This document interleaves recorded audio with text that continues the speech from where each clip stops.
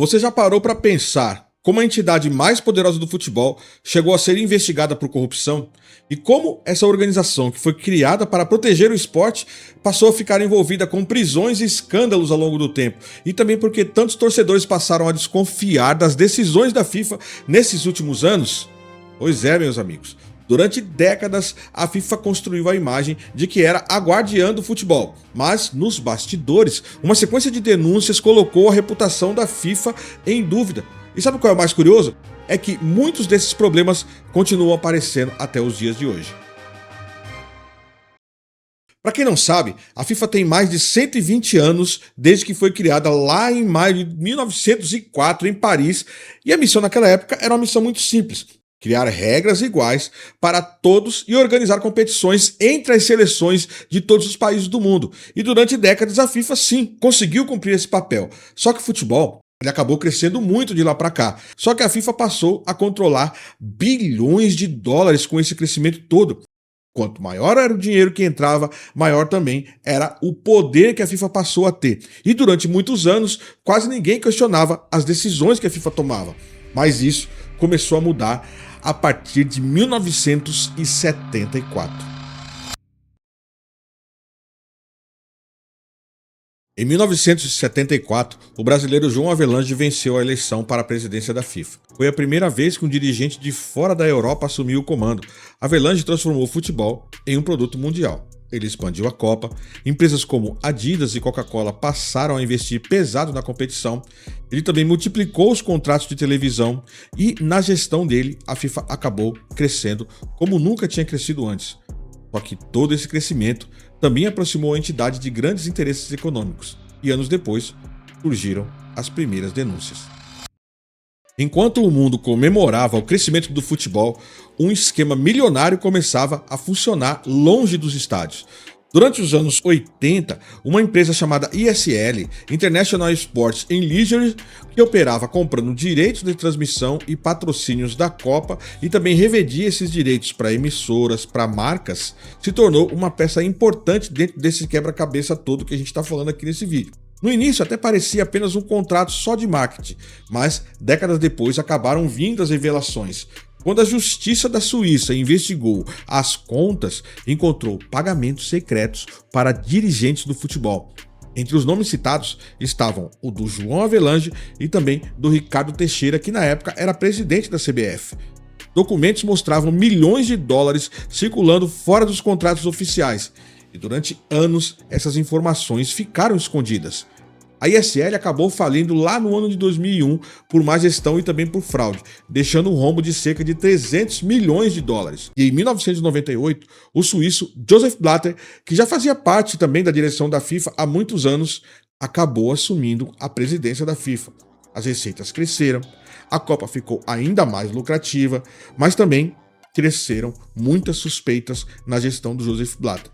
E em 1999, o jornalista David Yallop publicou um vídeo afirmando que existia compra de votos dentro da FIFA. E uma decisão tomada lá no ano de 2010 aumentaria ainda mais as desconfianças. A escolha de duas sedes colocaria a credibilidade da FIFA em xeque diante do mundo inteiro.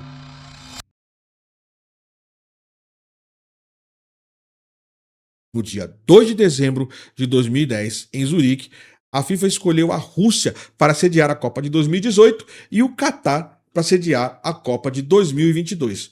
Essa decisão, meus amigos, acabou surpreendendo muita gente, principalmente a escolha do Catar, um país que tinha pouca tradição no futebol, além de ser um país que tem temperaturas elevadíssimas no período em que a Copa ocorre, que é na metade do ano. E mesmo assim, venceu candidaturas consideradas como favoritas na época, como os Estados Unidos, a Austrália, o Japão e também a Coreia do Sul. E logo surgiram denúncias de compras de votos. Ex-dirigentes passaram a colaborar com investigadores e documentos começaram a aparecer. Com isso tudo, a pressão sobre a FIFA só aumentava, mas ninguém imaginava o que aconteceria 5 anos depois. 27 de maio de 2015, agentes da polícia da Suíça e também do FBI chegaram ao hotel Borlaug, lá em Zurique, onde acontecia uma conferência da FIFA. Os caras pensavam que era só mais uma conferência, né? Só que os dirigentes foram presos ainda de madrugada e as imagens acabaram correndo no mundo inteiro. Nascia naquele momento o FIFA Gate, que foi o escândalo de corrupção que ficou para a história do esporte.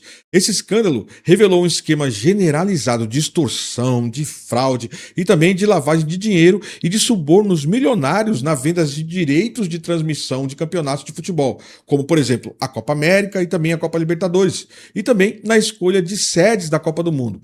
Segundo o Departamento de Justiça dos Estados Unidos, esse esquema de corrupção já rolava há mais de 20 anos. E foram mais de 150 milhões de dólares que teriam sido movimentados de forma irregular, ou seja, de forma ilícita. E entre os investigados estavam dirigentes da Conmebol, da CONCACAF e nomes importantes do futebol brasileiro, como José Maria Marim e também Ricardo Teixeira. E pela primeira vez, a crise deixou de ser só uma suspeita, porque ela estava diante das câmeras para qualquer pessoa ver. E mesmo com tudo isso, Joseph Blatter não foi preso na primeira operação, mas foi banido de qualquer atividade do futebol devido à sua participação em gestões financeiras ilícitas e também em escândalos envolvendo propina. E pouco tempo depois, ele acabou renunciando ao cargo. Era o fim de uma era, ou pelo menos era isso que muitos imaginavam. Agora uma pausa muito rápida só para pedir para você que está aí vendo o vídeo, clica no botão de gostei, se inscreve no canal, porque é isso que faz a gente continuar, beleza? Agora vamos voltar para a história, porque ela ainda não acabou.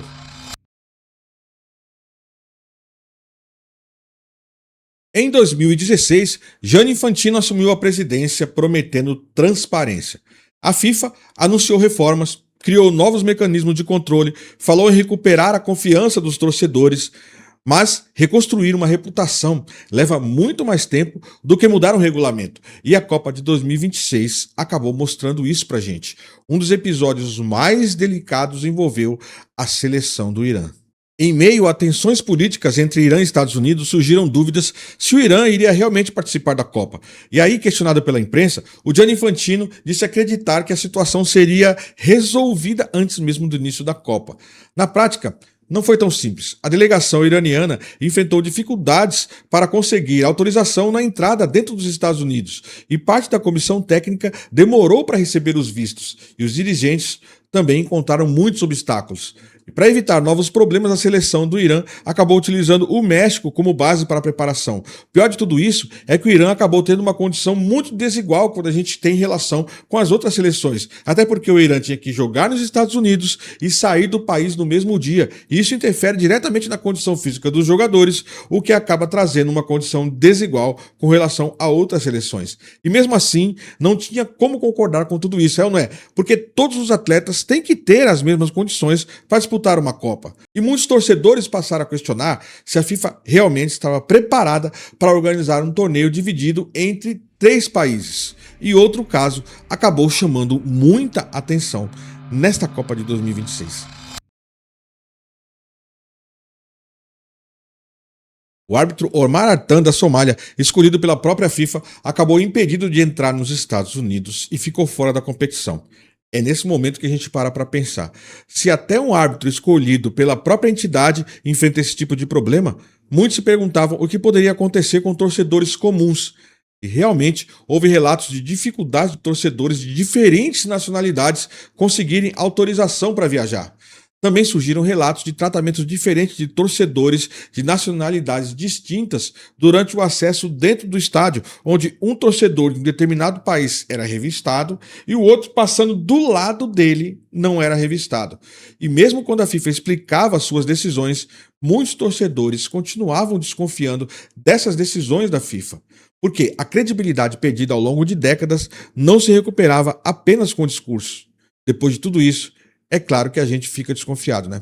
Mas de todos esses eventos, a pior parte, e eu acho que você vai concordar com isso, foi quando a FIFA suspendeu a punição dada ao jogador dos Estados Unidos, o atacante Balogun.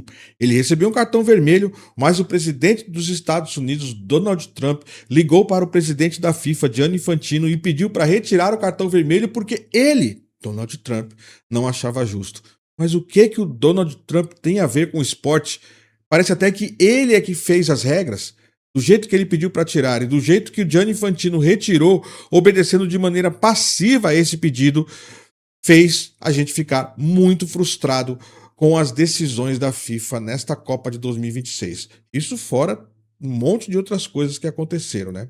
A FIFA ajudou a transformar o futebol no maior espetáculo esportivo do planeta e isso é um fato, não dá para negar.